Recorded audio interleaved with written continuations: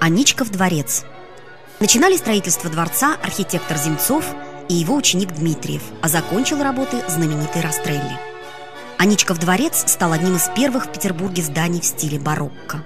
За все время своего существования Аничков дворец сменил множество владельцев и неоднократно перестраивался. Первым хозяином становится фаворит Елизаветы граф Алексей Разумовский.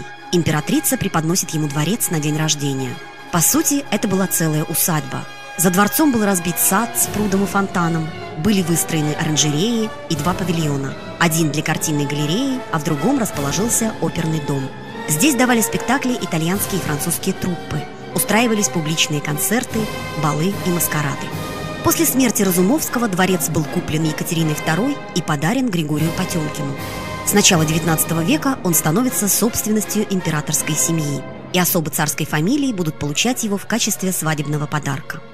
Интересно, что после свадьбы будущего императора Николая I дворец фактически становится резиденцией наследника престола, хотя это название никогда за дворцом не закреплялось. Но сам Николай, став императором, подарил его сыну Александру, будущему Александру II, и тоже в качестве подарка на свадьбу. Прошло четверть века, и его сын, великий князь Александр Александрович, женится на датской принцессе Дагмар.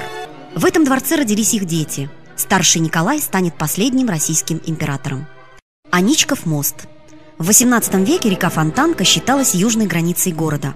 Далее начинались предместья. В 1715 году по приказу Петра I солдаты Адмиралтейского работного батальона возводят через Фонтанку узкий деревянный подъемный мост. Руководил работами подполковник Аничков.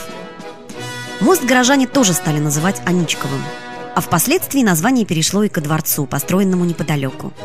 За мостом поставили караульный дом и шлагбаум. Здесь на границе города часовые проверяли документы, а также взимали штрафы. Нынешний вид мост приобрел в царствовании Николая I.